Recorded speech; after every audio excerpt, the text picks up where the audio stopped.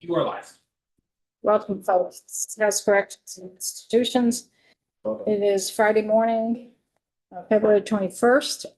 We're continuing our work on H32, so if folks can pull out their sheet, the checklist. We're going to continue working on our checklist with our legal counsel, David McQuinn. We have Tony Fallon here from, I still got Department of Health, Substance Use Division or Department, whatever. Tony's lived in here for MAT and MOUD. We need to continue working through this checklist and making our policy decisions for folks so that Katie can go back and do some language for strike all on H32. So at least we have something we can read. So we left off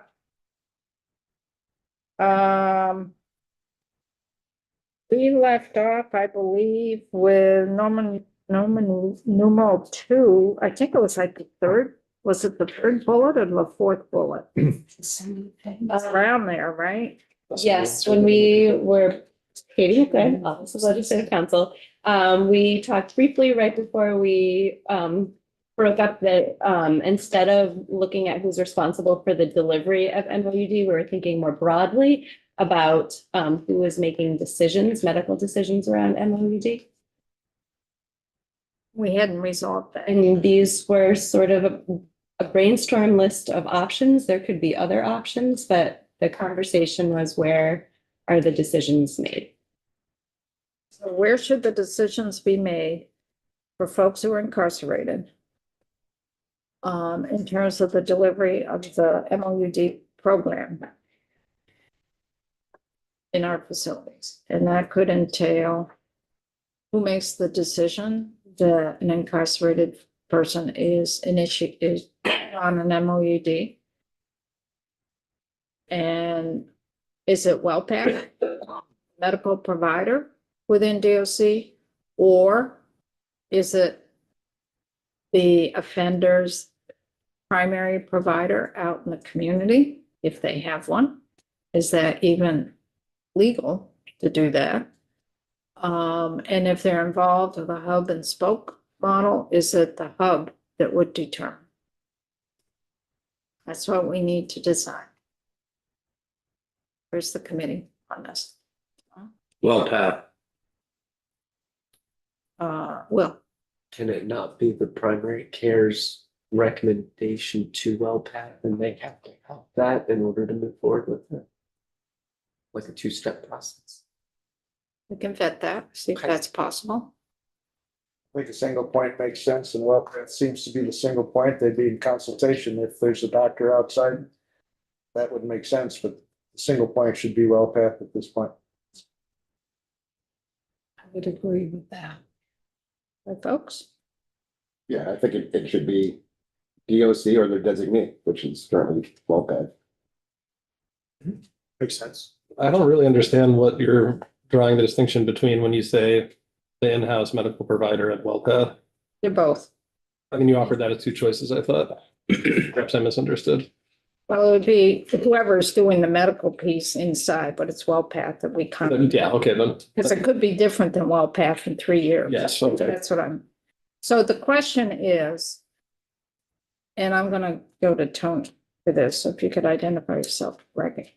And also for Isaac, when a person is incarcerated and they have a primary care provider on the outside, or they're involved with a hub on the outside, does that person have control or decision-making authority for the care that the offender is receiving when they're incarcerated? Tony Fallon, Department of Health, Division of Substance Use, for the record. It's actually two separate ways that it works.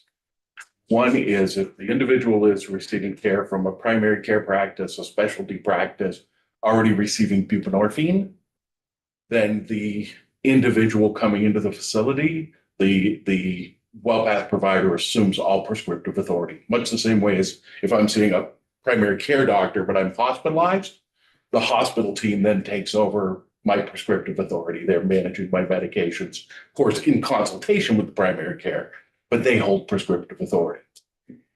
In a hub, because of the way the federal regulations work, the medical provider at the hub has to maintain prescriptive authority.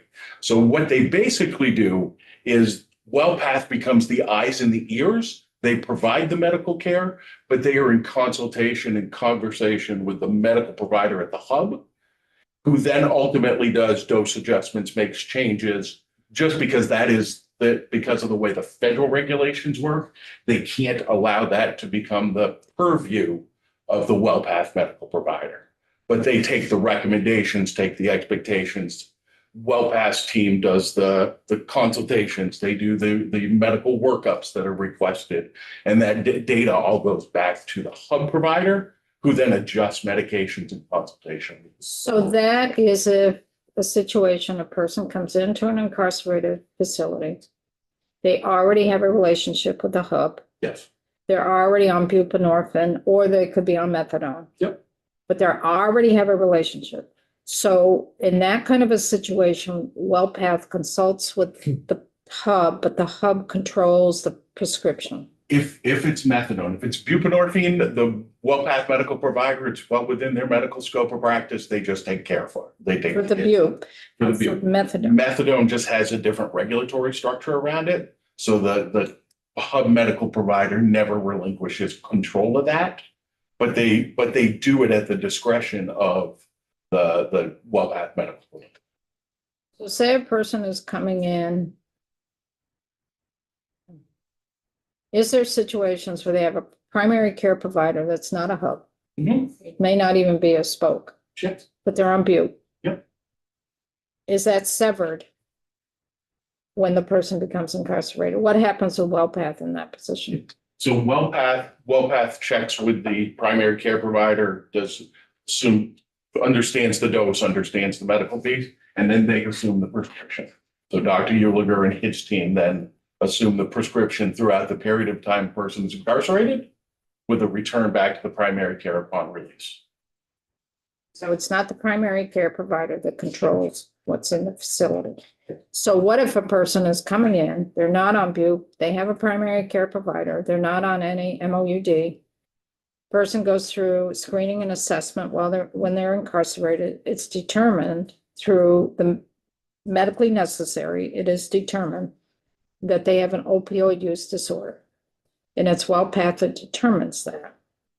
What control does the primary care provider on the outside have in delivery of services to the inmate while they're incarcerated?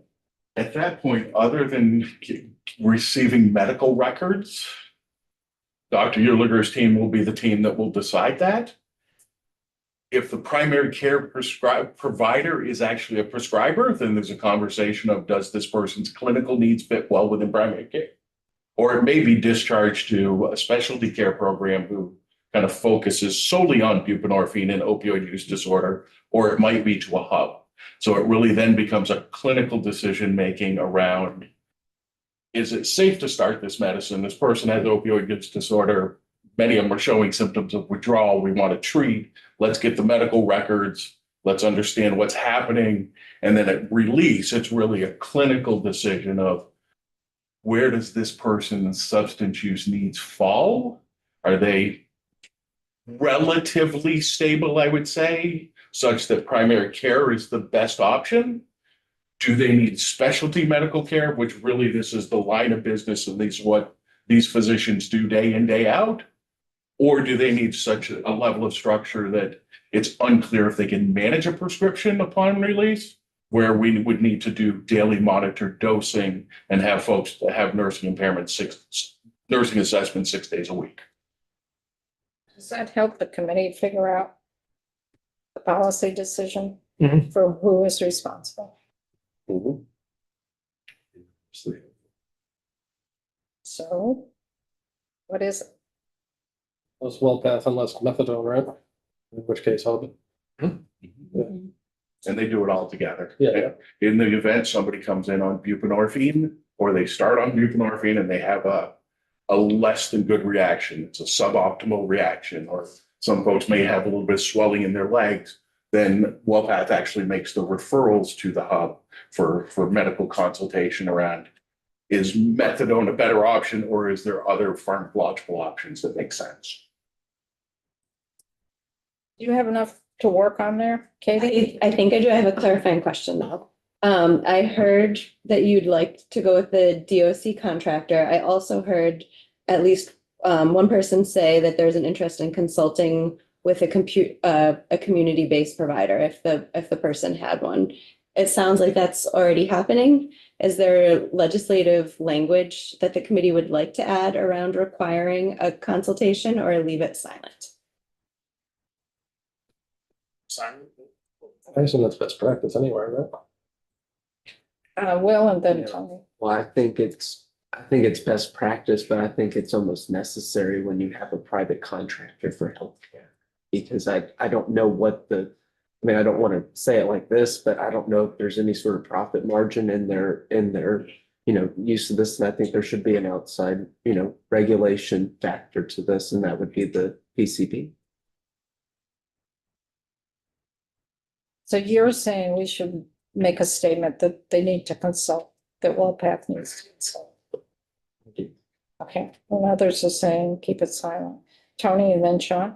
So just as for folks to be aware, any medical provider is still subject to the Vermont MOUD rules and regulations. So as part of the rules that I developed and are largely administered by the respective boards of nursing and medical practice, that's actually included in there, that every expectation is that there is coordination of care unless in this case, it would be inmate or offender refuses, at which point in time the medical provider then needs to make the decision of is it safe or not safe to assume medication.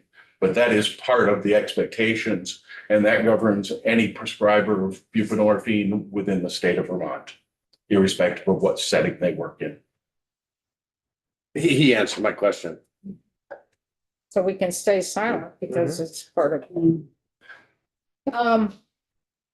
Counseling services. Would that be provided by the same provider or a different provider? So that if we're saying that it's WellPath that has the control, they'll be consulting they'll be consulting the hub or primary care provider. Counseling services, should that be offered by WellPath or a contractor or a different provider? Kevin and Sean?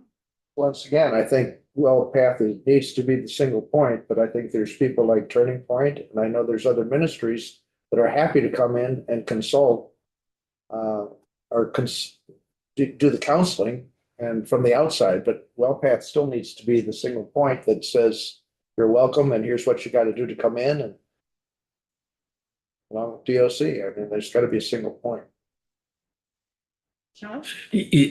I wholeheartely agree, Kevin, and I was gonna just ask Tony what his view on that is. Is that the expectation as it stands right now? That is predominantly the community expectation, and it really is intended to make sure that the prescriber and the counselor are really on the same page. Some folks just, if you think of people having extensive trauma histories, fearful of acknowledging some of the behaviors they've had historically, we have a number of folks who will refuse counseling. Maintain them on medication until they get to the point where if they're doing well, great. But if they really start to struggle, then it's a combination of doctor and clinician saying, we're not giving you enough and we can worry about your fears and we can tap dance around what we need to, but we have to give you more support. But it allows those two entities under one roof to be completely linked, both physically linked under one organization, but more importantly, in some cases, under an EMR where each other can read each other's records so that there's coordination of care. That's critical. Are you clear, Katie, on what's needed? What the committee is to have a single point, but also some flexibility in that? Yep, so I was gonna do some language that the contractor is to provide or cause to be provided. So that gives the flexibility. Also, the existing statute, it requires that counseling behavioral therapies be provided. I'm wondering if there would also be a need to have language recognizing that the uptake on the counseling is voluntary. We don't have that language in statute, and that's a practice in the community. Can we just say offered instead of provided? We could say offered. Fine with me. Okay. I mean, we want it the same as what's out in the community. Yeah, I think that actually was the intent when we originally wrote it, was to say, again, we don't want to remove somebody's medicine necessarily just because they're afraid of being in counseling. We want to continue to engage those folks to provide them the supports necessary, but we have historically in this state, part of writing these regulations initially for the community was that out of best intent, and I will go with assumed benevolence, that we had providers who would hang their prescription based on you need to come to therapy.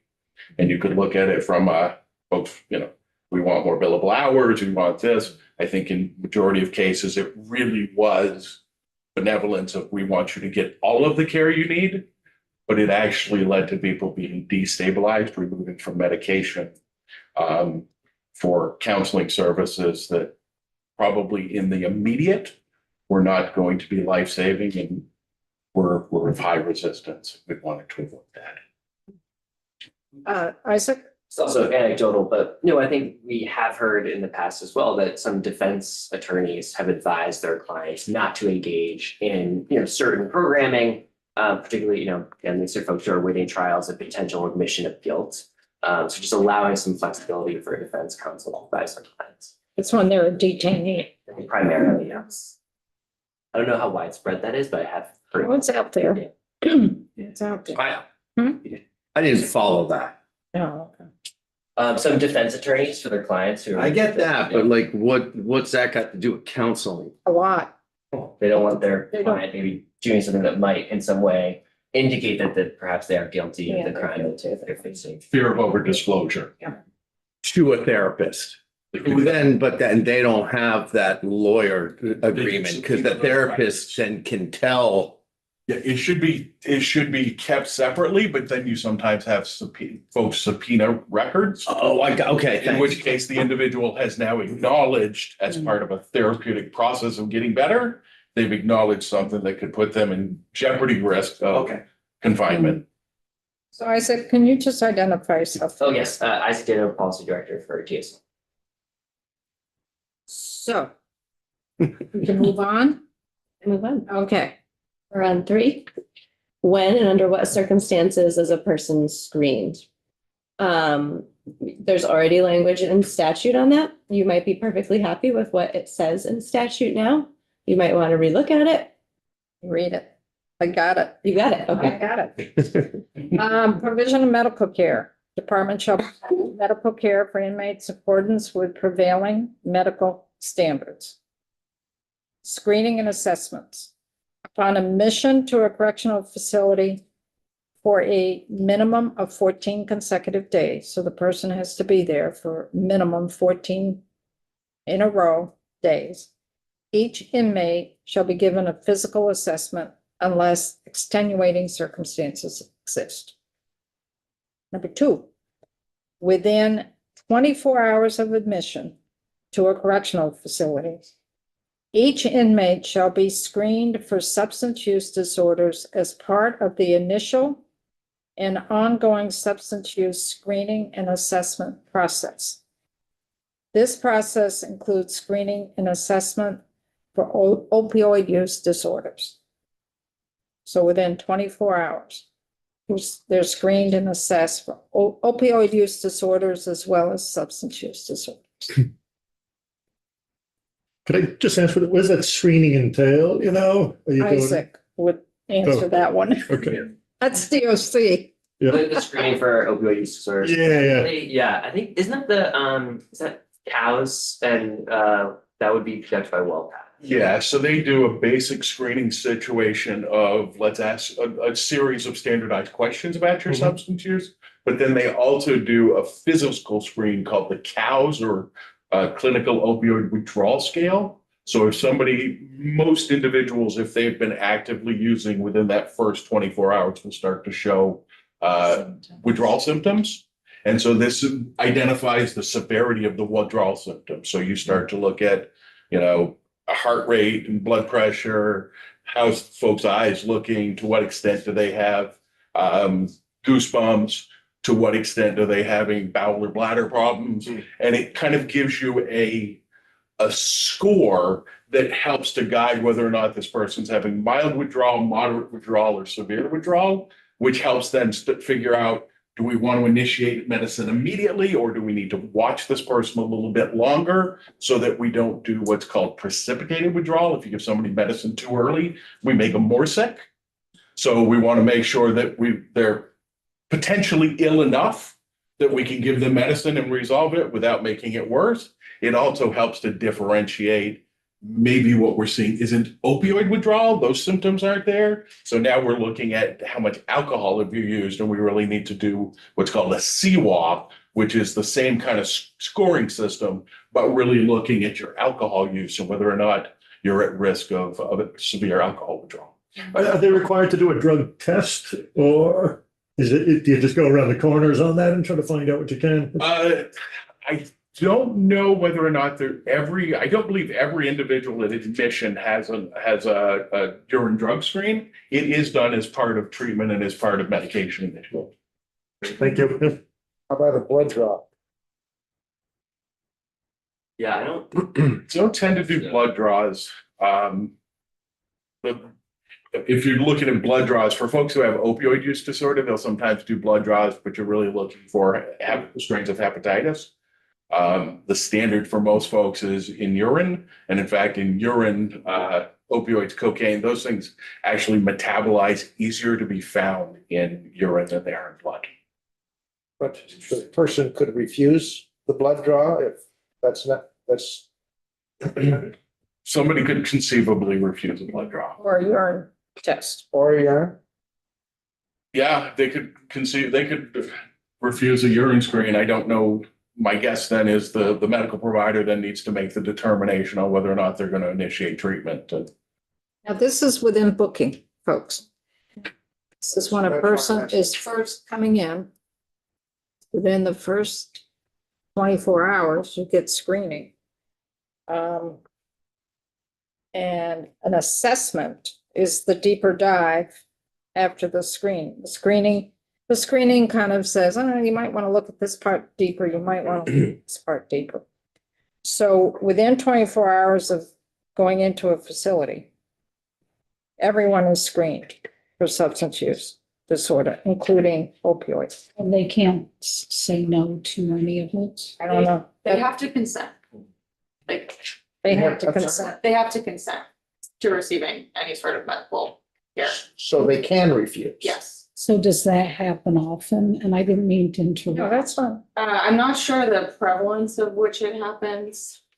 Just identify something. Yeah, Haley Summer, communications director for DOC, but we could probably receive some of that anecdotal information. It's probably not important, but I guess it depends if people are going in struggling to begin with and they're just like, I'm not doing anything. How often does that happen? And do you then follow up at a later time to try again, or?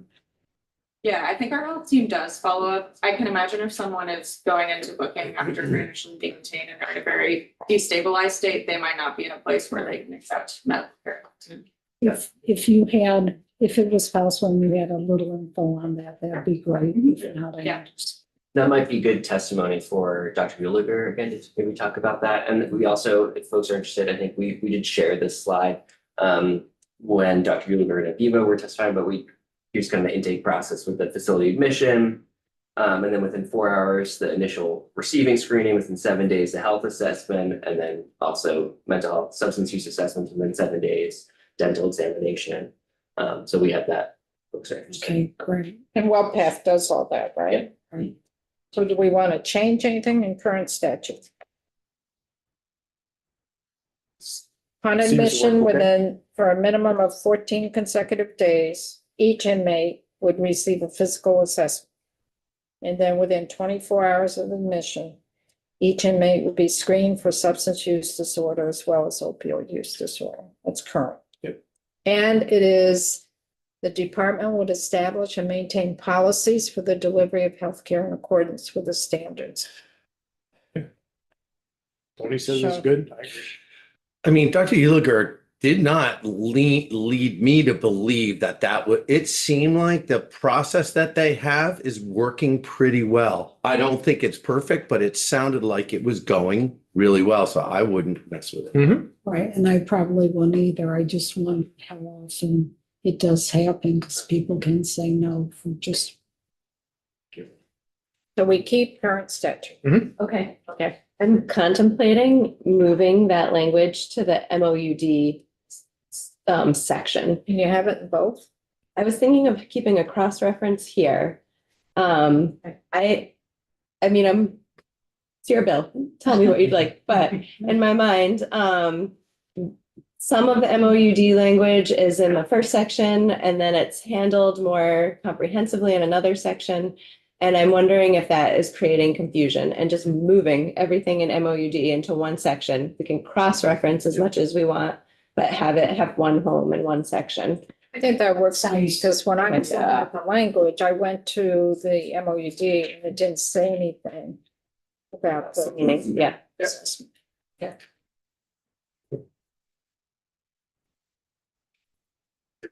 Are you ready for Roman numeral 4? Okay. Yep. What MOUD medications are provided? So I'm asking the question whether you want prescriptive language that's sort of similar to what you have now. The current statute says that a person is initiated buprenorphine. They have an opportunity to be transferred to methadone if that is, certain parameters are met. If that's the medically appropriate decision, the person wants to be transferred to that medication. So that's a more prescriptive approach. You could have broader language that talks about, appropriate MOUD, benefits and drawbacks of that. The benefit is that it gives more flexibility for the future. If injection medication becomes more affordable, there are more medications that come on the market. You don't need a statutory change. That gives DOC the flexibility to provide what care seems to be the most appropriate for the person. The drawback is having open-ended language, perhaps gives the impression that whatever medication maybe the community provider thinks is appropriate, there's no parameter creating a limitation. And it depends on the formulary and your contract cost for there's James, James, and then Kevin. I personally lean much more toward the first, but I would ask if Tony and Isaac had Haley, if there's any issues with the way it's going now, or that do you want language that's more open-ended? Is there some value to it that you actually see today, not like down in the future because we can readdress later, but so either whoever wants to go first. Yeah, I think as of today, we're actually switching to Suboxone from Subutex, which is a huge shift for our system from the mono product to the dual product. Across our system, you can imagine there's quite a bit of operational complexity in carrying that out, and Tony's team and BDH have been really helpful in helping us navigate that. I think to your question, Representative, I mean, I'm a biased party. I'm always going to argue for a little more flexibility for our system. I think there are, and Tony can talk more about this, distinct, operational constraints on correctional environments. We've talked about Medicaid, ineligibility for certain people to Medicaid inmate exclusion policy in the Social Security Act, security concerns, just some of the folks, and some of their dysregulated states. I think the correctional system sometimes needs, do you see things we need a little bit of So flexibility? the second part helps you. I think, I think we want to strive for that community standard. There are going to be barriers sometimes to providing it in the way that's provided. And that's the reason I asked, is that I don't want to hinder the entity. Like, I don't want to make something more flexible just because it sounds good. But if it helps you, then I'm for that. But I want to make sure that I wasn't doing something that's hurting either. So I haven't heard from Tony, but I would say that most correctional other states, what they do is they just say, we offer all 3 FDA approved medication for opioid use disorder, because there's a difference between the drug. So whether it's buprenorphine product, whether it's buprenorphine combo product, whether it's an injection, it's still buprenorphine. How it's administered changes, but it's still buprenorphine. Methadone is still methadone. There used to be long-acting methadone that caused cardiac problems, but it was always still methadone. And naltrexone, which very few people choose to accept, has both an injectable form and an oral form. So when most states have said it, they just say we offer all 3 FDA-approved medications for the treatment of opioid use disorder, and stay out of the mechanism of how it's placed into somebody's body. Okay, Yeah. so both of you Broad agree, language. so both of you agree that broad is better. So, Kevin? I would agree. I think yes, I agree.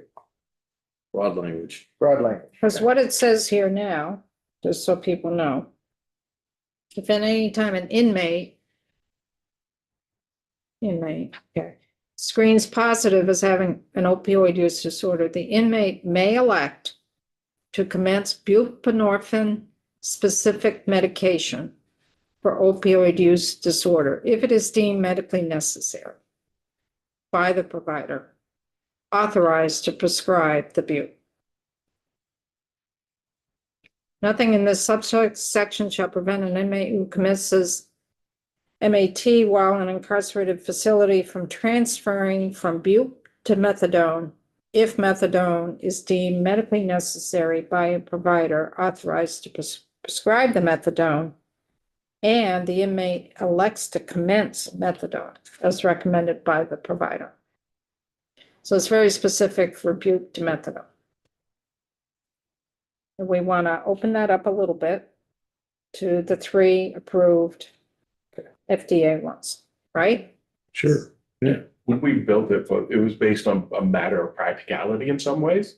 Buprenorphine is usually the first line medication because it has a better side effect and safety profile than does methadone. It also, you don't have all of the regulatory structures around it that you have with methadone. So it's easier to get to, quicker to get to, has a better side effect and safety profile than methadone. And if we need to then transition somebody to methadone, it is far easier medically to go from buprenorphine to methadone than to go from methadone to buprenorphine. So we had said there were a multitude of reasons to kind of make it buprenorphine facing, as well as the fact that buprenorphine, because of its better side effect and safety profile, if it is diverted, it is not likely to ever be lethal unto itself. Methadone, however, has a lethality component if it is diverted to somebody who is opioid naive. Thank you. Brian? I don't know who here to ask if you remember why this language was included at all, because to me, it seems we should be even broader. We don't know anything about medicine, and we don't want to hamstring them, and we don't want to make ourselves come back and do language again. I think it was the information that we knew at the time. Yeah. I mean, this was Really. what, 7 years ago? Yes. So everything was brand new, even the hub and spokes, Yeah. It was new. and cost too was the other Yes. piece. We also had the advocacy community. So a lot of, when states were saying that they were going to use medications in the carceral setting, what the majority of states were doing was using naltrexone. Mhm. So they would give naltrexone injections upon release. The uptake of naltrexone is very low. It is the least effective of the 3 medications. Folks have to be abstinent from, so they've already gone through being fluidly sick. And at least historically, and I don't think the data has changed, the average number of injections that any person accepts is 1. So we were kicking them down the can, but that was what was happening in most states as they were saying, we're going to provide medication. And Vermonters for Criminal Justice Reform and some others were like, we want to make sure that we're specific enough that we don't just implement what everybody else is implementing, which is a medication that can help prevent relapse, but is going to leave people potentially fluidly sick and may not be able to be administered quickly if the individual is a detainee. But as the rest of the country sort of caught up, I assume best practice is going to drive this everywhere, right? No? The rest of the country has not. Naive. In fact, I would say as recently as a year ago, the state of Vermont treats more people, total number, not just per capita, total number in the Department of Corrections than does the state of California. State of California had about 44,000 people incarcerated. We were treating more people total N than what they were doing in California. Yeah, and that comports with our discussions that we've had with systems across the country. And again, I think I shared this, that Vermont remains an outlier, that there are minority of systems that provide this care. There's a New York Times article about prescriptions of bupe. I don't know if folks saw it over the weekend. And it talked about that buprenorphine still remains underprescribed. And I think we're really proud of the work that we've done to make this medication available. I can speak to my experience when I was a community health worker in Philadelphia, working at an MAT program. When that was at a time when it really depended on what county you were incarcerated in, whether you receive your medication assisted treatment, and folks who would go through withdrawals. It is an incredibly painful process and also very deleterious to your recovery journey, as you can imagine. And so the fact that we do provide this system, well, I think Vermont should be really proud of that. I mean, again, a little over 40% of prisons in the United States offer this treatment. And just to put a fine point on it, then there is utility to the specificity in the language, you think? I think it's working as it currently stands. Yeah, I would say. yeah. And, giving us that operational flexibility like we're doing, this week to transition folks to a new medication, which meets the statutory requirements. And it's great. And I think also meets the legislative intent to move towards a community standard. But again, it's a process that, we're still trying to figure out some of the finer points of it around delivery of that medication. Do we do the flexibility or not? It was the 3 FDA approved is what we were looking at. Are we still there? Yep. And can I ask a clarifying question? You're in the So driver's seat. you said that for, Just said that it would be- after helping you drive. That's right, thank you. The backseat driver. No. I heard that we're for the transfer of medications, all 3 FDA approved medications. What about for the initiation? Right now it says you have to be initiated on buprenorphine. So you want to also say initiated on an FDA approved medication. What would? I think it's reasonable to say approved, an FDA approved medication. The majority of folks will be buprenorphine because it medically makes the most sense. There may be individuals though who come in who have been on buprenorphine historically, have some kind of leg edema that we say, anaphylaxis is rare, but we find that person and we want to get them initiated on methadone or something else. Thank you. So I'll use that language for both initiation and transfer. I have another question on medication, as long as we're still on medication. Was it yesterday we were here? 2 days ago? Oh my gosh. Wait. It all blends together. Today's Thursday. No, it's not. Don't do that. So when we were last here, there was a conversation about, does a person have to continue on the medication that they came in on? And we talked about how the language in statute said that they would be continued on that medication, which could mean the injection. So I am raising that because if that is not your intent, it might be worthwhile to change that language or to look at it more closely. Is that in the MAT section or is that in the regular? It's sort of duplicative. It appears in both places. Let me see. If an inmate's receiving meds for opioid disorder prior. Mhm. What I would suggest is we actually aren't changing, even if the person moves from an injectable form to an oral form, it is still the same medication. Yes. It is still a buprenorphine product. We're giving somebody a long-acting injectable in the community, most often because of the risk of diversion or their lack of ability to consistently follow through, which increases their risk. But really, it is still it is a buprenorphine product. So the medicine itself stays the same. The delivery method may change based upon the setting, as it might change if the person moved from a spoke system where they were receiving it into the hub, where they would be seen daily by nursing staff. We may change that medication delivery system because we now have a different structure around people. So you're saying it's fine the way it is? I don't think there's any conflicts by it Okay. because at the end of the day, there's only 3 medicines. How they're delivered changes a little bit, whether it's oral, injectable, sublingual, but at the end of the day, it's only the three medicines. So again, don't stay broad on that too, way, don't get.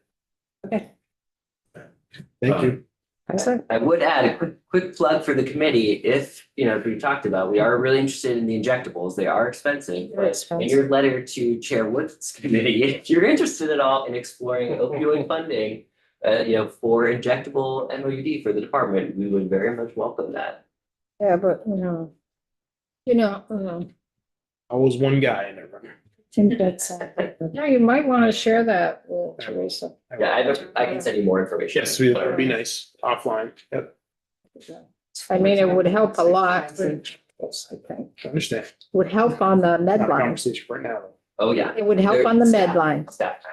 Yeah, but you don't get enough savings on staff time to pay for it. That's the problem, for the increased costs. Possibly. Okay, so we're okay with a little flexibility with the 3 FDA approved. Okay, let's go to the next one, and this one is gonna take some thinking for folks a little bit. This is a big one. This is reentry. What should reentry planning look like? No, it's. No. Oh, did I skip it? Offender- Oh, I'm sorry. Who should receive? That's gonna be a big one too. Yeah. So when you have, right, let me rewind. Row number 5. Right now you have a situation where you switch between the terms inmate and offender throughout these sections. Maybe that is your intent to distinguish who, when. But I think it should at least be a thoughtful decision. So right now you use inmate throughout, except when you come to the language you worked on last year about a person leaving a correctional facility with a certain supply of medication, and then you switch to offender. That might, reason. okay, so the question is, should it be offender throughout? Is it fine the way it is? Should we go through and make that decision? Yeah, I'm sort of tempted to pull up the statute and go through section by section. let's hold off that. There is a difference between offender and inmate. Mhm. Okay? An inmate is a detainee, basically. An offender is a person who is sentenced. An inmate can also be an offender. Yeah. An inmate is a detainee or a sentenced person. An offender is only a sentenced person, not a detainee. And we purposely, last year, we spent a lot of time in this committee on this, but when folks are reentering the community, there are detainees who are reentering the community after a couple of days, after 3 months, after 2 years.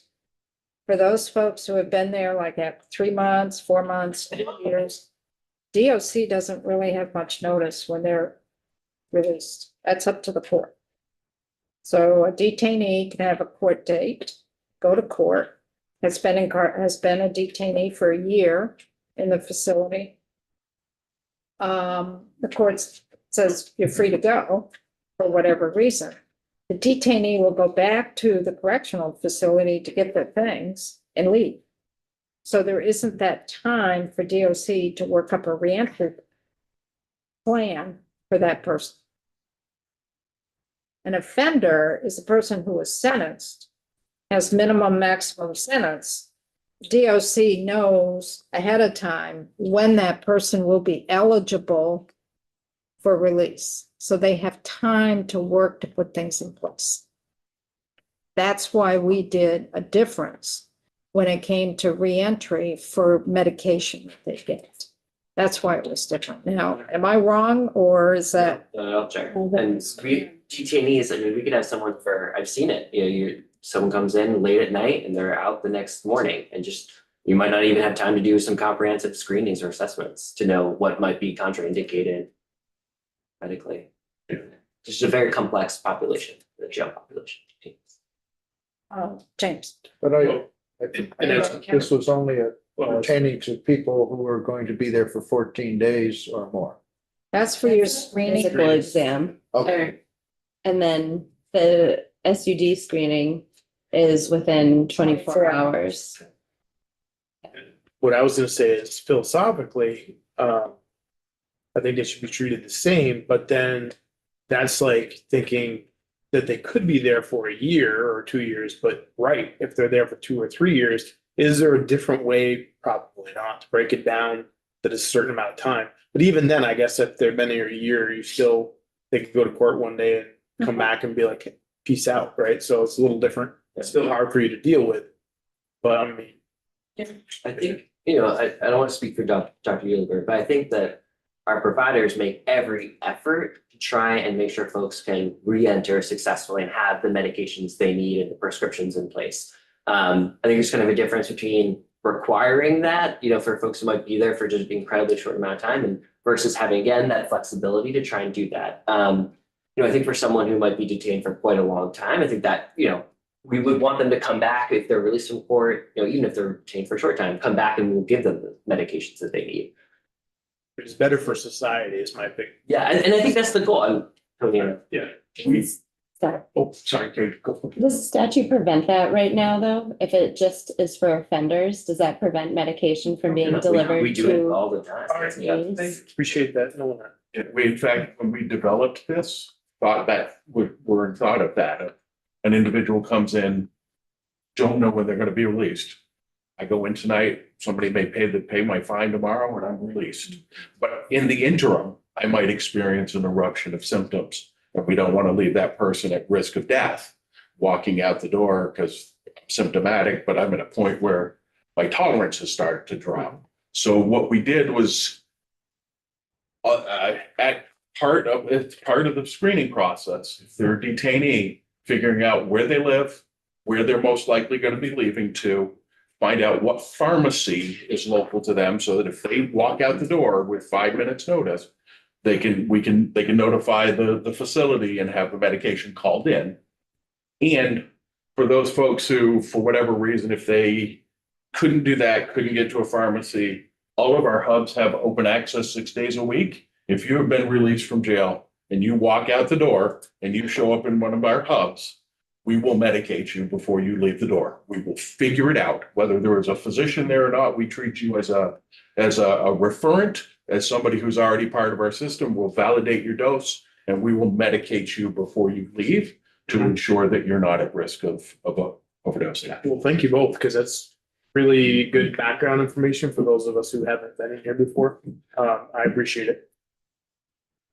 It's not an ideal system. And again, the detainees are always the folks they think that community providers are like, wait, I have to struggle for this person, or they may not have Medicaid in place because they didn't have Medicaid walking in the door. So it's a continual education of these are complicated folks who leave at a minute's notice that the judiciary controls, and how do we build up as many safety practices to back up the Sounds good. Appreciate it. And the reason that we only did offenders and not inmates was if we put in inmates, then it really is tough for DOC to meet that Yep. statutory requirement. I mean, we spent a lot of time on this last year in the committee, back and forth. Because DOC has no control of the detainee population. They have no control of when they're coming or going. Where the offender population that's sentenced, once they're sentenced, they have control of knowing that Yeah. timeframe. Sounds like it's going well. I was worried that they would be precluded from, sounds like great. So Katie has a concern. I know nobody wants to hear it because I'm hearing from both sides that it's working okay, but the language does say that the department or its contractor shall provide the offender. And what I'm hearing is that sometimes in certain situations, detainees do also receive a supply, but it's not authorized in statute.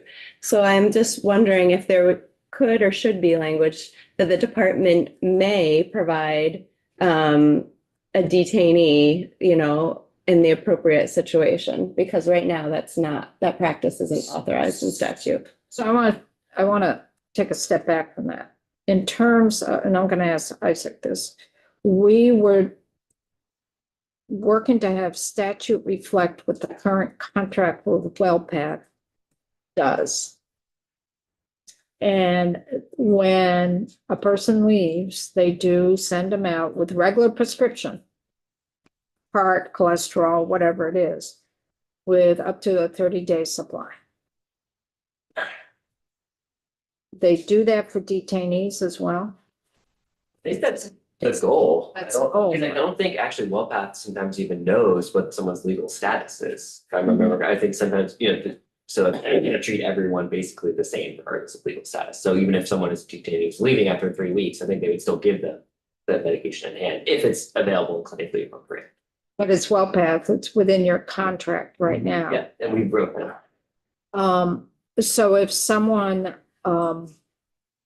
what we did if an offender is on MAT, I'm gonna say MAT. MOUD is such a tongue twister. Yeah, it is. If they're on MAT, an offender, this was current practice with a contract, and we put it in statute, was that they would leave with that actual MAT medication in hand for the number of days before they could hook up with a hub. So it could be a 2-day supply, it could be a 3-day supply, it could be a 5-day supply. But it was only that bridge until they could hook up with a hub. And again, it was just for sentence folks, because DOC really doesn't know when a detained person's going to be released. So that's why we did that. Maybe it's different. People are feeling different now. That's why we did that. We didn't want to tie DOC's hands with trying to do something that was really unachievable for detainees by locking it in to the 28-day supply for regular meds and a 2 or 3 or 4-day supply for the MAT. As we say shall, then you've really locked it in. If you do may, it gives that flexibility for detainees. Sean? I guess I'll ask you, so can you add, is that gonna hurt if we just say and detainees as well, or however you wanna? Yes, yes. I think, it sounds like we're already doing it. I don't know if we need the express authorization in statute. Well, what Katie's saying is that we're doing something that's not in statute. Yeah. So how do we, Well, we were doing meds going out and reentry without the statute. Right.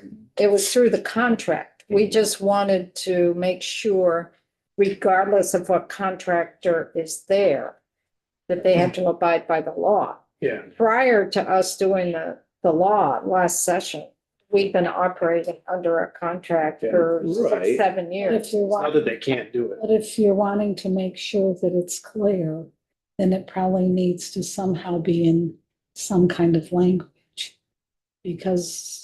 But Contractor could change and. Right. Yeah, I don't think we would have any opposition to putting that into statute, as long as, again, we have that flexibility, It's a may.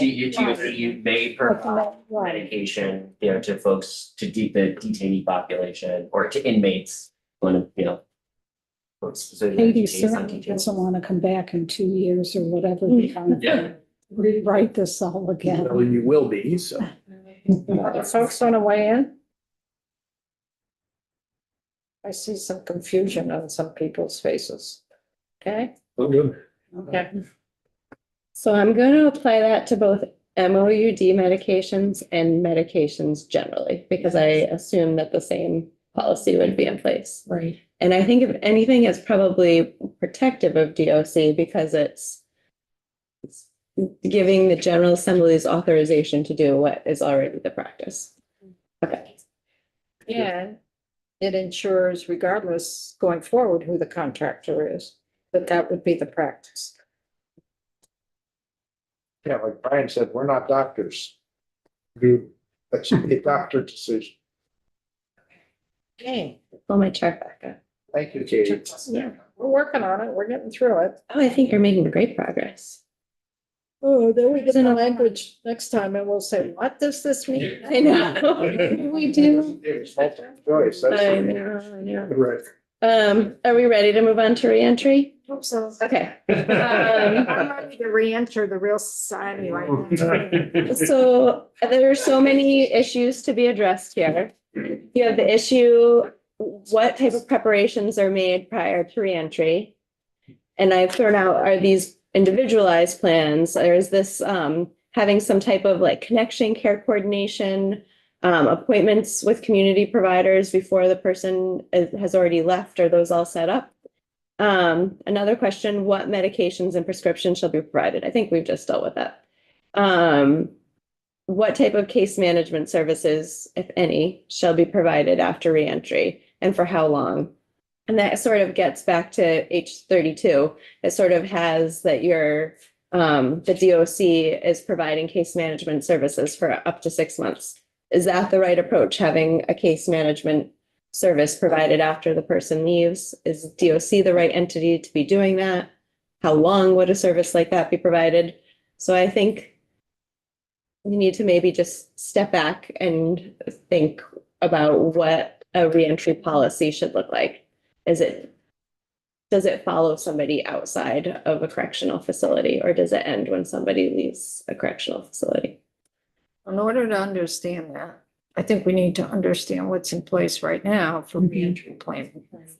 So could you kind of bring us up to speed? What goes into reentry planning now?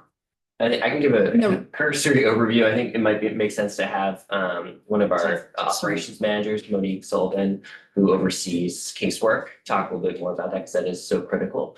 And then I would also note as well that this will change with the 1115 waiver when we have the Vermont Chronic Care Initiative embedded case managers. We're going to be kind of the quarterbacks at each facility embedded on site. We'll be kind of be doing the health coordination for folks who are releasing the sentenced population.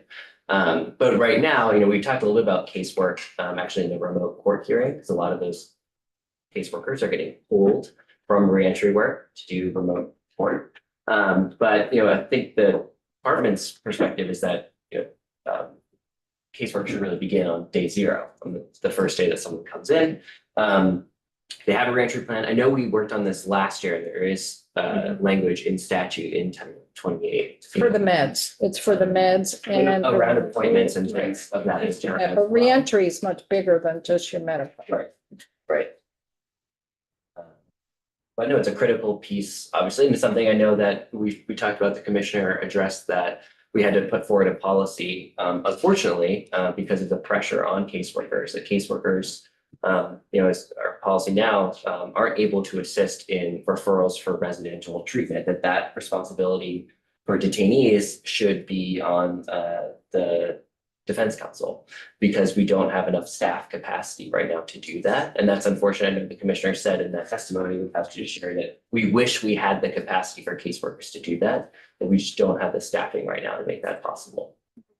As it relates to them leaving the facility, if someone is released to either community supervision, furlough, or parole, then that case management would continue in one of our probation and parole offices. But if they were to max out of their sentence, we do not provide the same kind of case management. So that might be relevant to the language that you're considering right now. Or if it's a detainee, you have no reentry. Yeah. After they, well, yes, in theory, we would do some of that planning if possible. If they were there for a while. Yeah, but if they're released, then yes, we would not have the same case management when they're in the community. And the median amount of time, again, that a detainee is in our system is 3 days. Across all. Come in on a Friday, go home on a Monday.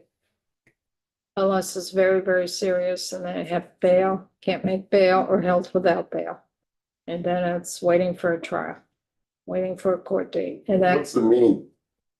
The mean, I think, is actually closer to a month because we have some folks who are there. We have some outliers. And the mean has been rising actually pretty steadily over the last 5 years. The median remains the same. But you do have some folks who are there for that, a couple thousand days. it'd be 4 years. Yeah, depending as the kind of with the backlog and folks waiting a while for trials. But we really go by the median because there's so many outliers. Yeah. And we have how many detainees now? 400?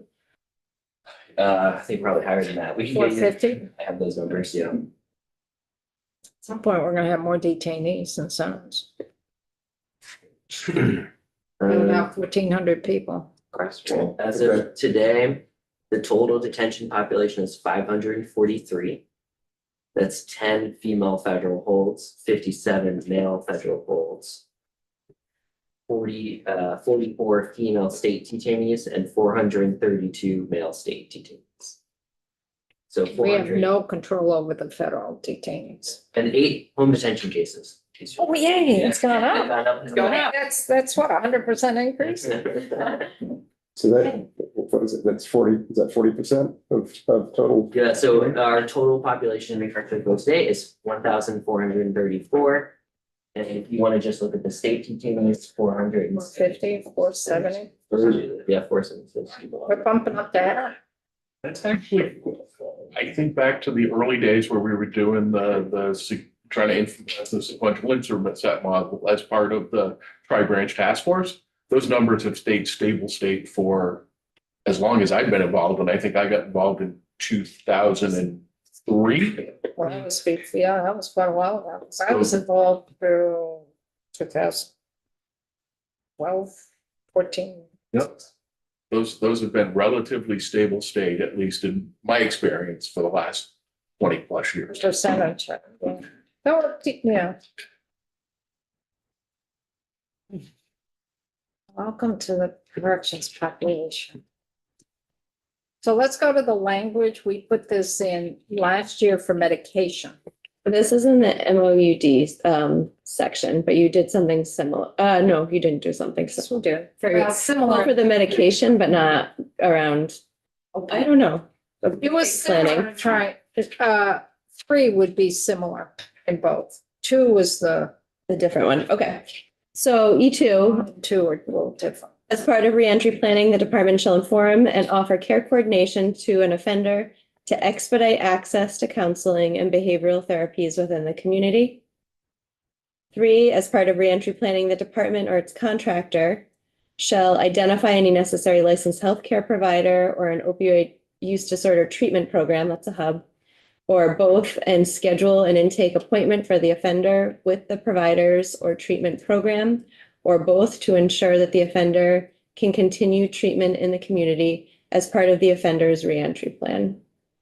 The department or its contractor may employ or contract with a caseworker or health navigator to assist with scheduling any healthcare appointments in the community. Seems, Go ahead. yeah. I mean, Uh-huh. is something broken in that I'm not seeing? That we have to change? It seems like it's okay. Seeing no's, so. Be able to do all that? That's the question I have. Yeah. Seeing yeses. Yeah, sounds like that's what they're doing. No, I'm thinking how the 1115 waiver changes contracting with the caseworker, health navigator. I'm also wondering what is meant by health navigator? What does that mean? I mean, I think that would, in my kind of surface level understanding of what our implementation plan for the 1115 waiver, I think that would apply to the BCCI case managers, because they are essentially going to be navigating someone into the community. So glad that we have that. Is that defined in statute though, healthcare navigator? Because we had those state positions there for a while. Yeah. I don't know if it's referring to them, That's maybe. what I'm thinking of like the exchange. That's what I'm thinking, So yeah. that's I why wouldn't be I'm like, surprised. what does this mean? I don't think it's defined in the blueprint, some of the blueprint work. So health navigators basically are serve the function of case management, but may not be licensed in a behavioral health field. So these are often folks that are providing those same services or trained to provide those same services, but might not be, a licensed therapist or a licensed nurse, but who provide the service array. So that's defined someplace in this document. It's not defined in law. It's not defined in statute, but it was a term that was sort of used internally in DOC or. It's a community health term. Yeah. Essentially. Health navigators to help navigate through the health system. Community. Is there a difference between? Is something different meant between a case manager and a health navigator? Are they doing distinct things? Well, caseworker is that's a DOC employee. We have caseworkers. Okay. Might work with a health navigator on the outside. Yeah, but my concern is if we don't kind of define a little bit of what it is, as you folks are always having to change your people within your agency to cover this because you're told to cover that and then this and that. Who is actually doing it? Is it the appropriate person doing it? I think that, Well, if you say the department or its contractor may employ or contract with a caseworker or health navigator to assist, it's implying that caseworker and health navigator is on the outside of the wall, outside of the facility. But you just, Because if a caseworker is an employee of DOC, the yeah. department isn't going to contract with a caseworker. We may employ Mhm. them. We do employ them. Or its contractor may employ. Contract with, so that is saying that WellPath could contract with a health worker, but the health worker is a DOC employee. It's just Caseworkers, do you think? the caseworker Yes. is a Caseworker is a DOC. DOC employee. But there could be a caseworker with a hub or a spoke, right? I tend to see case manager and case management throughout statute. Caseworker caught my attention That's a word within because it's a DOC. DOC. Okay. Yeah. And that is part of their duties, yes. For reentry planning. Yes. so could we say that the department shall employ caseworker, or the department's contractor may employ or contract with the health navigator? Is that more accurate? Question, are they contracting with them or paying them, or is this somebody that's a volunteer? The caseworkers. No, the navigator. Navigator. So we don't currently, I think, what we're envisioning with the 1115 waiver, and I would defer to Aviva and Ashley Berliner, and if folks are really on the ground with that, is that VCCI, Vermont Chronic Care Initiative, which is through AHS, part of the Secretary's office, will have embedded, I think they're calling them case managers, through that program. They're like a team of community nurses, and they would scale up using the funding from the 1115 waiver. And then they would be embedded at the facility to help coordinate and navigate people as they re-enter. The reason I asked that is Katie was suggesting language change. I want to make sure that if we change the language, that it's not precluding if you were getting volunteers, et cetera, if you said contracted or something else, I forget what word. I was trying to separate caseworker, who is an employee of the department. To case manager and health navigator. Right. Right. Yeah, But the language you used was to contract or something else with those navigators. yeah. All I was asking DOC is, are all those people contracted with, or are they just people who happen to be, volunteers that come in and help? Like, that's Yeah, they wouldn't be volunteers. Okay, that's what I'm trying to get at. People that we would, I think we'd either ever MOU or contract. Okay, with thank you very much. BCCI, yeah. I keep hearing you say, I think. We need to know so that this is a smooth transition. But definitely would welcome opportunity for Diva, Ashley Bowman to talk about the 1115 waiver, just because I know it's very technical and it's also still being Right, 'cause- rolled out. So what we do. Yeah, we appreciate it. What we do is put in suggested language and Katie can flag it and say you need more testimony on this. That's Mhm. what happens. Yeah. That Katie can indicate. You done? Sorry. Right, you turn up the heat a little Sure. Site Mary though. No, no, bit. no, it was when you opened the door, when I came in that time, the heat just went. Oh, so that was, John? I guess my question is, why have health navigator in there and why not just leave it more broad as caseworker? Well, caseworker is just within. Or DOC. something that just is like, I'm trying not to make it so specific, but leave it more broad, leave it to be, I'm just trying not to, get us. but see, I think I have found over the years of being here, sometimes when we keep it less, and I'm not saying, make it so tight that it gets lost in the shuffle, so who's doing it? So who's doing it, and we're all assuming it's being done, and then we find out it's not being done. So I want to make sure those pieces are in place. Gotcha. That smooth transition, but I don't want to make it not manageable going forward. Okay, I just threw that out there. That's. Where we were as a committee last year, we wanted to make sure on DOC's end, be it with WellPAD or a caseworker, they were making connections with folks on the outside to continue the care for when the offender was released. That's the. That was the goal. Yeah. That was the key. And it's a caseworker that's working on the reentry plans. They're also working with the provider, the medical, with WellPat, in terms of what that plan is. So not only do they leave with medication, but DOC has to really make sure that that person has an appointment as a follow-up with a provider in the community. And that is the role of the caseworker as well as WellPat. That's what this language was getting at. And the language is in the contract with. Can I It's also, not just giving them the meds. It's like you, and then particularly if you can continue with treatment. That was added, treatment program, Mhm. that was added. Thank you.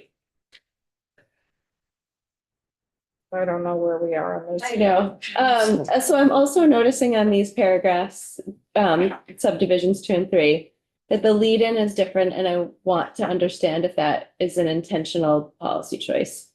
The lead-in being from So where? that the department, as part of reentry planning, you have the department doing something, and then the next paragraph, you have the department or its contractor doing something. And I just want to make sure that was intentional. So in 2, you have as part of the reentry planning, department would inform and offer care coordination to an offender to expedite access to counseling and behavior. Well, it's the department that's working in putting together that reentry plan, right? I mean, this doesn't say they're putting together a reentry plan. I mean, they're offering care coordination. Is that a reentry plan? Yes. Yes, I'm assuming. Yeah, that's part of your reentry plan, and that's what DOC works with the person who's incarcerated. Is on their reentry plan, which would include care coordination. There is, I think to that point, there are kind of a few different cooks in the kitchen, so to speak, right? There's the department, there's WellPath, there's going to be the VCCI case managers. Sometimes the Turning Point coach is involved, as Tracy talked about the other day. So it takes a village. So, and then there's going to be the community providers The or. housing, the provider. Mhm. So to be simple, because I, like to be simple, Katie's question was, is there a reason those 2 sentences are different? So is there somebody that can give us a simple yes? There's a reason they should be separate or different, or should they both say, or it's contractor? What 3 is to do is to make sure that when the person leaves as part of that reentry, and when that person leaves, the department or WellPath has followed through to set up appointments on the outside for that person. Because what was happening was that wasn't happening. Right, I get that, but That's the intent of But- 3, but 2 doesn't address that. so back to the point, should it say, or is it fine the way it is, or should it say or contracted on number 2? The way I read it is the contractor is working for the department, so I don't see that it's necessary to have more contractor in it. Except that it's But it's in the different. next When I'm- paragraph. So it's in the next paragraph. Right, So no, I it see it. begs the difference. It begs the question, why? Why is it different? different? Right. That's all. So I would see taking for contractor out of there because the department is still responsible for the contractor. Who No, informs the offender of their reentry planning? Who informs the offender? That's what number 2 is. Right. You are informing the offender of their reentry planning as it pertains to the care coordination, as to their access to counseling and behavioral therapies within the community. It's the department that I think does for us, that. it's going to be the caseworker, because that, the Which is case plan, the reentry department. plan, right, is under our, it's part of our responsibility. And It's not part of the caseworker's not working for WellPath. Right. The caseworker's working for DOC. So Isaac, the simple answer, please, is that it's fine the way it is, and is that way on purpose? Is that? I would say this language is fine as is. It is not, this does not cause us any issues that I know of. That's right. Good enough. Looking at that last sentence in 3, it really just authorizes the department to bring on a contractor or employ someone to do that. I mean, that's what that sentence does. you might be looking at the second half of that sentence for what the department should be doing, but the department already has like authorization to contract with people or employ people to carry out its mission. I don't even know if that's necessary. It's, So that came from Michelle, I think. Michelle was really interested in making sure. it just seems like a weird sentence to me. It's- Michelle Awesome. Boslin. Oh, okay. So I'm circling. I'm circling back to the comment that was made, and I'm thinking through that elsewhere, we're not, in this statute, we're not saying the department or its contractor shall screen people. The department or its contractor shall issue medication. We're just saying the department shall do this. So then I'm taking the point that why doesn't this just have the department doing it? And maybe we have a sentence somewhere at the top of this section that says the department is authorized to contract for the services in this section. Thank you, Katie. Yes. Does that make sense? That's probably like. Perfect. Katie, you're awesome. Yeah, what was Ben thinking? Well, I think we're so focused in trying to track in statute what our current contractor, WellPath, was doing. That was our focus for that. Because supposedly, WellPath is doing a little bit of number 3.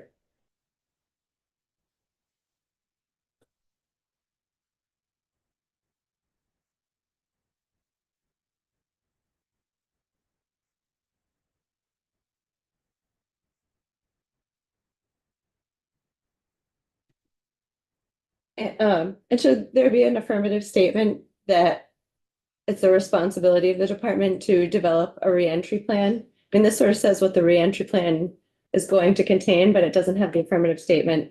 There's going to be a reentry plan. Maybe you don't need it. That's where my brain is stuck right now. And there's a reentry planning for everything else. There's reentry planning, of Is it which else? this is a piece of. Is it Is it somewhere elsewhere else? in Title 28? I feel like it is already. I wouldn't- So let me. There is this Oh. reentry planning elsewhere. Pretty sure there is. Yeah, So there's then- reentry planning all Okay. over the So place, then yeah. it's fine. Is there one place that talks about building out a reentry plan? I'm asking because it makes me wonder if I should cross-reference it, like pursuant to the reentry plan that's being developed under section X, Y, and Z of this title. And, you know, these things need to be done. We have reentry planning language, I know, because we've worked on this so much, wanting to make sure reentry is done.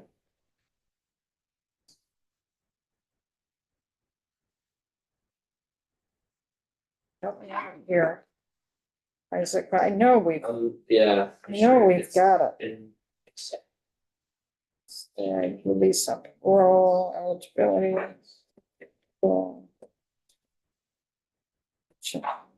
Agent, that's.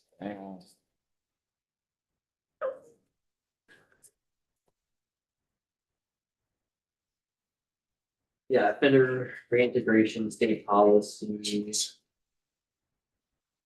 We have section 721. section 171. We have it somewhere. It's definitely sprinkled throughout. Reentry plan, yeah. So this is section 723, Title 28. Prior to release, under the section, the department shall screen, shall use the results of the assessment of preparing the reentry plan to identify all necessary services in the reentry plan. That's 723. Yeah, I see that.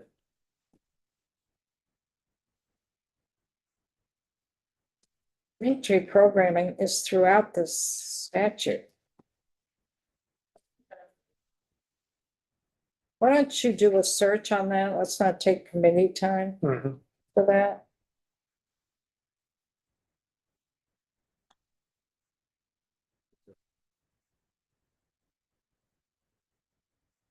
I could also say pursuant to the reentry plan required under this chapter. We don't have to, as long as it's required somewhere. Okay, I'm gonna check that it is. I think it's just sprinkled throughout. so I think I have an idea of what you're looking for the reentry planning, and I can take a stab at it, and if I don't get it right, you can tell me to go back and try again. What, the question that we didn't answer, so I have to go back, is the offender, inmate. We talked about why and how it would work for the medication and reentry, but we didn't talk about if it should be inmate everywhere else and, that statute.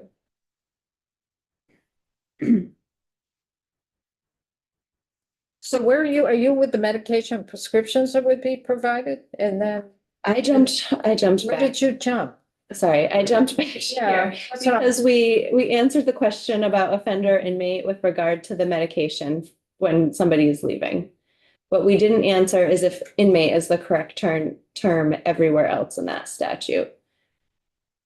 way it sounded, but In the statute for the MOUD? Yes. Right now it says inmate. Let me switch again. Confused. Katie, I'm confused. I don't mean to confuse you. Let me try again. Yeah, I'm confused what you're asking. Yeah. So here is the statute on MOUD. Right, Um, and it says inmate. oops. Mhm. What did I just do? Okay, so it says inmate, and we talked about how offender is the term you decided on. We're sticking with that with regard to the medication that the supply somebody's getting before they're leaving a correctional facility. What we didn't talk about is everywhere else in statute, if inmate was the correct word, or if what you really meant was offender. without reading, well, Isaac, you go first, because you're gonna say something more intelligent. Well, I was gonna say, again, I think as is this has worked, I think also, again, WellPath, their EHR doesn't connect to our OMS. So that means that they don't know the legal status often of the people that they're treating. So inmate being more inclusive term makes sense for us operationally. Electronic health records and offender management Yeah. system. Say that one more time. Electronic health records and offender management system. Thank you. And so what I was gonna say, which is that, unless I'm not reading it correctly, this seems like A and B is while they're in custody, right? So then you do want it to be broader to cover both categories, whereas the other one is post-release, so you want it to be more specific to that one category. Yeah, because this Yes, is MAT within the facility, Yep. so you're doing it to both Yeah. detainees and senators. And that's where you use the And we don't want to term create a inmate. bifurcated pathway. Right. so the answer, Katie, is it's cool. It's good Yeah, I as this. think it's Okay, intentional. I wanted to make sure it was an intentional choice. It was intentional. We appreciate that. Those of us who weren't here say it was intentional. Exactly. Well, it was. Okay. So, where that leaves us is on Roman numeral 7. Right now, we don't have anything in statute about trainings for staff. That could be fine. I raise it because it was in H32. Training for MOUD. Yeah, specific MOUD training for DOC staff. Is that a component that you want included in statute? Is that a one-time session law type of thing that you want to put money towards, or is that something that you don't want to retain from H32? I don't. I just have trouble saying yes with the current pressures that the staff has and moving people around. I think Yeah, could be disruptive. I also really want to create a separation between frontline DOC, like COs, and the work the contractor's doing, because I feel like frontline staff is, providing a lot of duties outside their job descriptions as it is. So I'm gonna give a little pushback. Yeah. On this, just to be devil's advocate. Because some of us were here when we rolled out the MAT within correctional facilities. And let me tell you, the staff pushed back because they thought, well, you're just drugging them to keep them quiet. And why are they getting all this special treatment?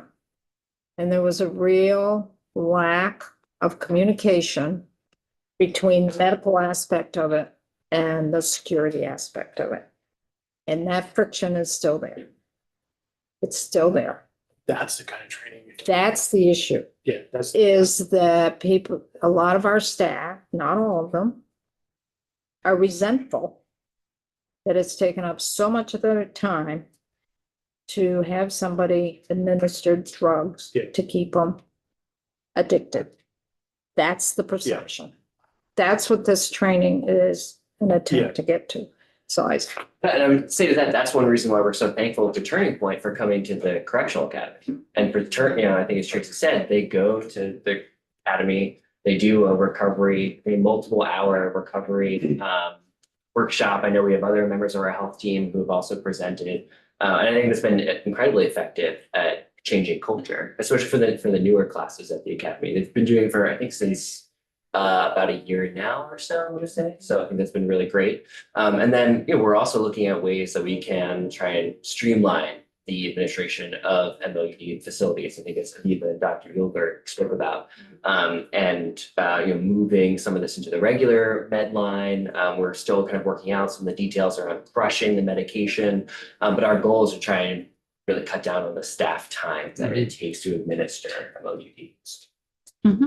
I had a wicked brain cramp, and I was like, when I first read that, even now, as soon as you said what you said, Alice, I'm like, oh yeah, we're talking about totally different. But in my head, I was like, why are we training doctors to do this? And now, then I remembered as soon as you said that. So yes, I do think that is important, where to get the staff on board, the trainings in terms of like that's already happening at the academy, for example, but for frontline workers to, as long as it's not too cumbersome, by the way, because it's not something you should be spending tons of time. I know you're gonna say something. well, I'm sensitive to adding more time to a correctional officer's life. I mean, I'm sensitive to, I was putting this out on the table in terms of the history of when MAT was rolled out. Yeah. And some of that is still there.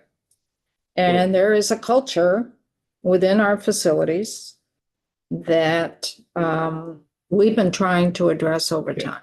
But it is changing. I mean, when you look at Abby Crocker, right, came and looked at the print data for staff, that we looked at the medication assisted treatment, MOED in facilities, and you could see staff, I think in 2021, they said 80% said it was a negative thing, but the most recent survey that dropped 30%.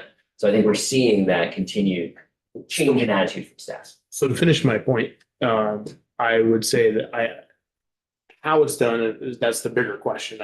But to help staff understand why you're doing it, those kind of trainings, I think are important. It's just a matter of how often, how much time is done, how they're conducted. But the idea of getting everybody's buy-in, or at least their understanding, even if they don't buy in, they're making their decisions not based on fear or ignorance, but with knowledge. So thank you. Whoever you are, Connor. I have no clue anymore. I was gonna call you George. Yeah, well, I think if we did include something, we'd have to be specific then, whether we mean the curriculum of the academy Or something. or if we mean pulling Right. people off their units for a while, which would be very disruptive, I think. Is there anything in statute about your academy?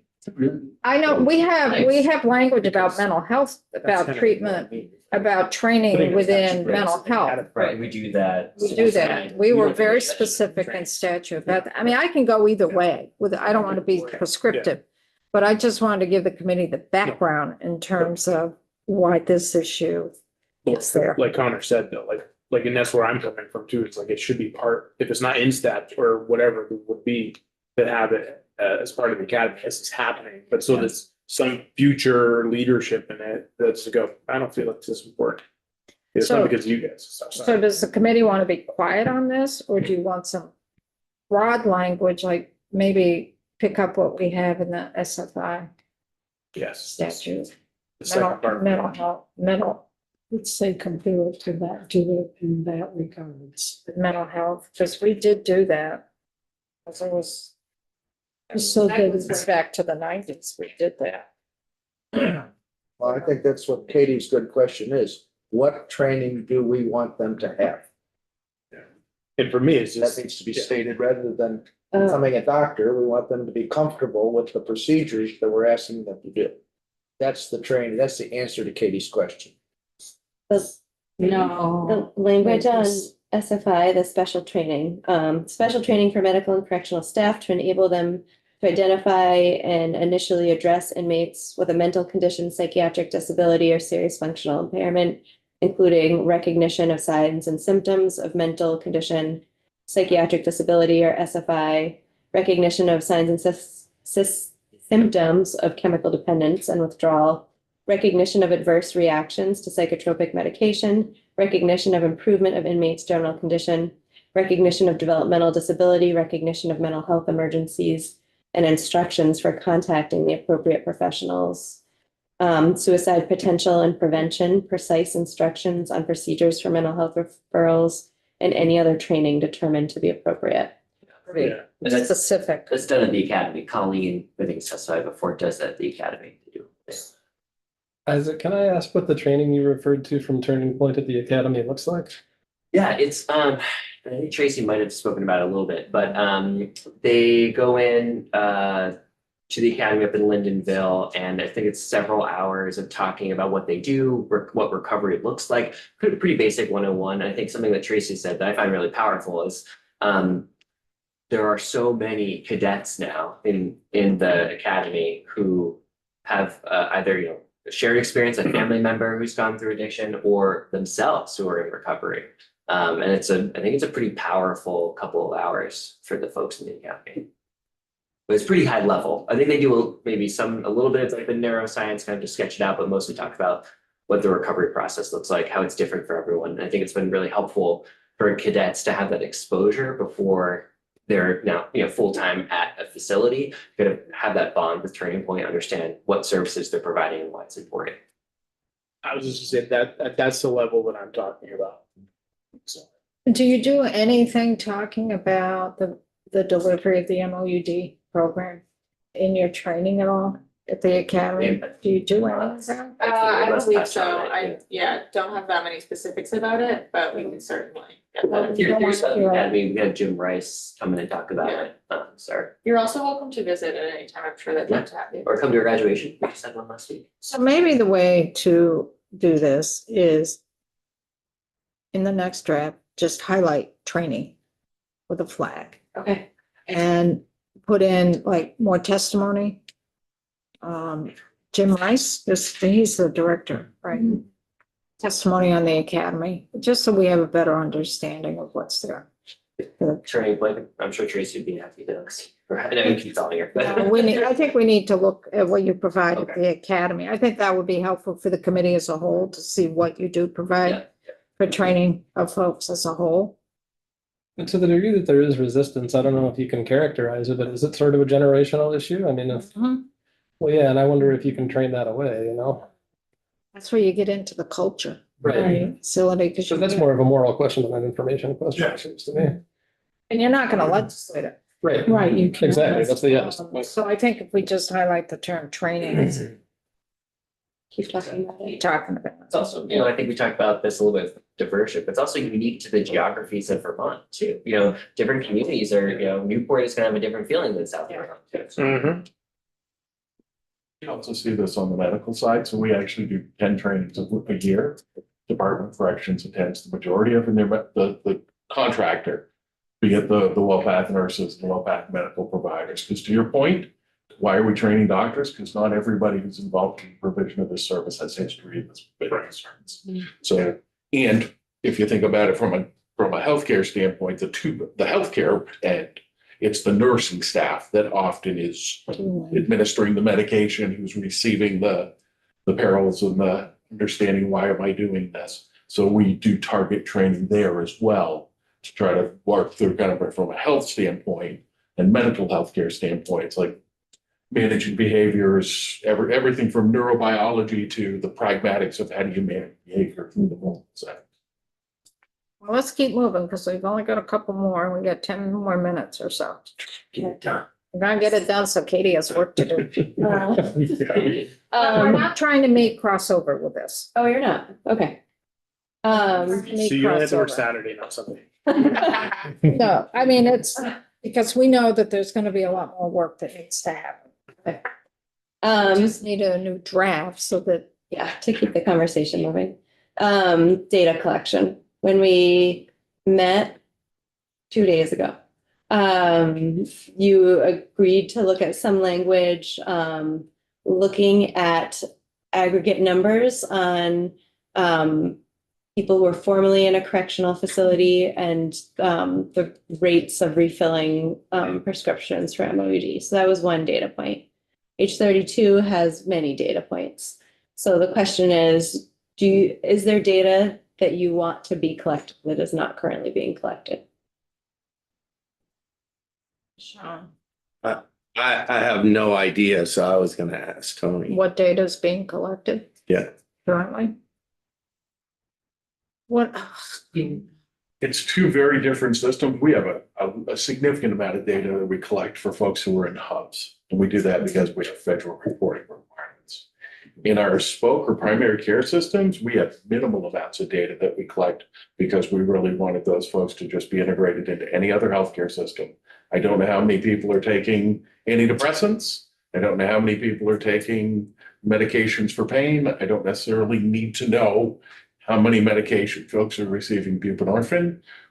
We can get some of those things. You can find it through Medicaid claims data. You can find it through All Payer database. It's a lot of work, but really we've kind of have two separate systems around data reporting. And I think really the question, at least for me, is, are folks making it from point A to point B? Are folks getting to their next appointment?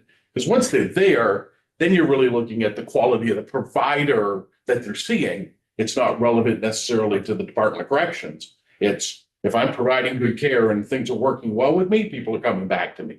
That's an initiation of, can I keep somebody for 90 days versus the Department of Corrections role is how well do we have a handoff between leaving corrections, getting to that first appointment, and where are the snafus that we might need to work out in those. I think too, there was concern from committee members that is the person continuing on that medication when they re-enter the community? Right. Yeah. That was what I was hearing from the committee.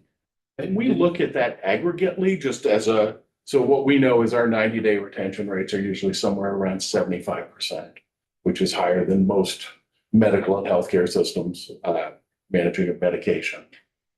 So we have some of those data points that we look at to say, if folks are falling out, why are they falling out? Anybody with a chronic disease, there is a level of in and out of care. But we look at that less based on a correctional population and more on once you're in my office, whether you have a history of offenses or not, you're just my patient. And am I giving you good care and holding you as I am anybody else? Sean? so I have a question for you then. Looping back to this, what data collection then is necessary? Honestly. Honestly, I mean, when we've done this and I think of it as a parallel process to what we've done with hospital emergency rooms. Hospital emergency rooms initiate medication, and then kind of the same way as the pathway out, a release plan, discharge plan over to a provider. The only data we looked at from the standpoint of did the hospital system work was number of folks seen in the hospitals initiated on medicine to the number of people who made it to their first appointments. Because once they got to their first appointments, that the hospital's role has been done. The pathway was built, and now the question is, am I the person or my treatment provider giving good care? Yep. You're saying that's happening to your satisfaction at this point. That's what we do. There was a study 2022. That's on our 2022. website. Yeah. that looked at that. That's what we did when we built a system coming out of hospitals. But what I'm saying, it's working effectively as far as you're concerned right now. I think that the data I thought we were interested in is when we institute this or legislate this program, which is going to be more rigorous and more expensive, is it effective? Yeah. So if 100 people go through this, do we see the same 100 people come back in, or do we see 20? That's the data I think we're really looking for is this effective? So what's in How to the, get there, I don't know. what's in the bill is a report back, and I don't know if this is what you were saying, Katie, when there's a lot of data. In the bill, there's a report back that the department has to give to our committees every year. Number of individuals who receive MAT in a correctional facility by medication type. Recidivism rates for individuals receiving MAT while they were incarcerated. Cost analysis and savings related to reduce recidivism, healthcare expenditures and criminal justice expenses for the individual. Health and social outcomes for individuals receiving MAT while in an incarcerated facility at 6 months post-release. Those were the data points. Is that what you were? Yeah, that's it. Okay. So the recidivism rate is what Kevin's talking about. For that. That's really the key. And then you get into how you define recidivism. Which might be changing. As that by statute in terms of how recidivism is defined. It's a 3-year process and it's a new crime within that 3 years. And that's in statute. So you have, if you're using the word recidivism, you have to go back in statute for the definition of recidivism. So what you're saying for this is what is that rate of if an individual's on MAT, are they reoffending a new crime in a 3-year time frame after they've been released? That's how you would determine recidivism rate for a person. Maybe it's just the brain. I had this issue the other day, but I fear that we're conflating recidivism and relapse, and I'm sure they're, They're separate. there's correlation. Recidivism is a new crime that the person has committed in the 3 years Right. after they've been released. Anyone who has served at least a year of incarceration within 3 years is returned for at least 90 days. Yeah. So it's a little complicated. I know that there's interest, I know, and every state has a little different Every state has. definition. I think there's interest in moving towards a different definition in statute this year. I saw some drafts, but I don't know if it made it. Is that in the Senate? Yeah, the Senate side, yeah, about whether someone returns to incarceration within 3 years, See, simply. some of this was a result of the Council of State Governments and the work we did with Justice Reinvestment One. So some of this stuff has long histories. What's your comparison group then? Is it people who are addicted to opiates who did not receive treatment in there? And how many is that? And do they Your recidivism? recidivism rate, that you have a recidivism rate, and I don't know if you get in, if DOC gets in when someone has reoffended, new crime, within the 3 years have served more than 90 days, if they already go in and say, well, this person was part of MAT. I think just take a step back generally, and I agree with your comments. I think that when it comes to reporting on public health, I think I always defer to BDH, to, my colleagues. If you think about it as, if we're interested, this is probably a public health question, probably makes more sense to sit within BDH. They have the expertise to do this kind of work. I think secondly, this also ties into the 1115 waiver work, as we talked about, because we will have much better tools using Medicaid data to track individuals when they're incarcerated and receiving their Medicaid turns on, and then when they're released. And so I think there will be opportunity to dive into some of those claims to better understand continuity of services for folks who are reentering. So I think that's a huge component of this. Just to add to the confusion, you can have, let's say you reoffended and so recidivism, whatever. And you're tracking whether or not they were on opioids. Okay. But was their crime because they were on opioids or just happened to be on opioids and commit a crime? That's another layer, so there's a lot there. I'm not saying it's right or wrong to figure it out. I'm just saying there's more to it than, you can die of something or with something. They're two different things. So, Kind of like right to your point. Yeah. When you look at folks who have opioid use disorder, about 50% of those folks have an underlying antisocial personality disorder. That exists in the absence of opioid use. It existed before the opioid use in most cases. And it, again, it's the violation of the rights and norms of others. And you're just about half and half. So about half who end up involved in the criminal justice system, it is a result of the opioids. The other half, They may use opioids and they may have opioid use disorder, but they also have a discrete underlying criminal thinking. criminal thinking, a criminal diagnosis for what we want to call it, of antisocial personality You disorder. treat them differently, because if it's a behavioral and it's a health issue with opioids and you put the criminality into it, it doesn't work. It doesn't work. And that, well documented. It's well documented in DOC, it's well documented in the health profession.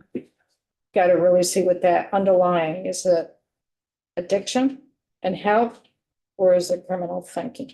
Yeah, If you try to apply to a behavioral health and medical situation, the criminal aspect of it, it's gonna blow up. It's not gonna work. And vice versa. If it's criminal thinking and you're only gonna do health to it, it's not gonna work. Yep. And that's what DOC has to figure out.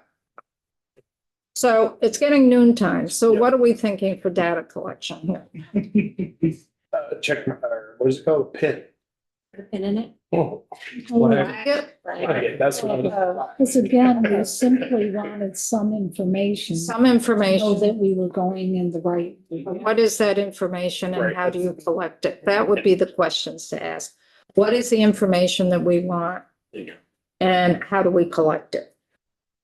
I think too, if you do have, actually preliminary and sort of. Support that. Well, I hope somebody's keeping track of who we should have come in, because I'm not keeping track of But it. that might be a good question for them is as you're building out the implementation plan and planning for 11 waiver, can this be done, you know, is this something that you So, can build in? But also, how does this play into the 11-15 waiver? Okay. And now funding considerations. I don't know that you have as much to talk about there because your decision tree was not to sort of change the system and how care is provided. So I think you're sort of maintaining the status quo. I have plenty to work with. Here's the question. Last time we talked about a framework of best practices, and we never drilled down into what that is.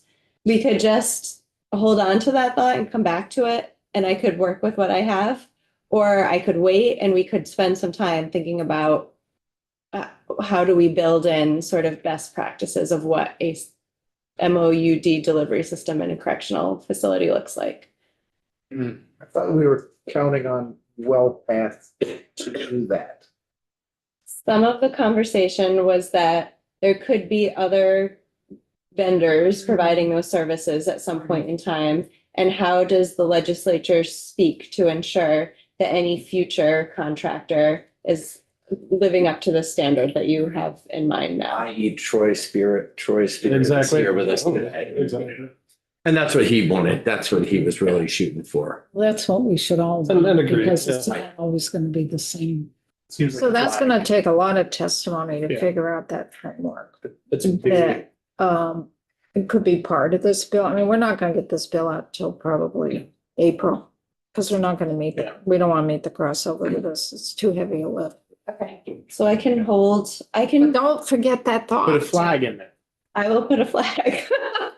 I mean, that's a very important. How do you have that transition to another medical provider? The framework of it. And I think for the committee, it's a lot of information for the new folks to absorb about DOC, how DOC operates, even what the difference between an offender and an inmate, you know, it's new language for folks to kind of process this whole thing and how you've got medical going on in a correctional facility. And we're aware of medical in our own life, but in a correctional facility, it's different. And how all that translates. I just want the committee to not be overwhelmed with so much in the new issue and to really process it step by step. And I think once you start understanding little pieces of corrections and you start understanding the nuances and understand the medical contracts, start understanding how MAT is distributed or used in the facility, then you can build that framework.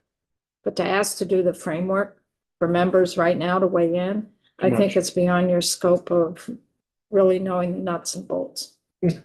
That's my concern. I want you to know the nuts and bolts first. For that. Does that make sense to folks? Yep.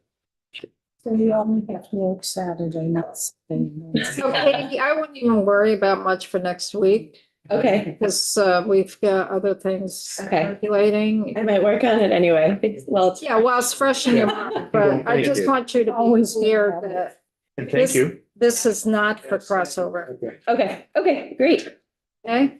Thank you for the multiple- Yes, thank you very much. So we're still on YouTube, folks. So we are back here at 1 o'clock and we're gonna work on the 300,000 for DOC for the treatment services. So I don't know if you folks want to be around because we're gonna be here and do some work on our recommends for appropriations. So the little groups that are working with different folks,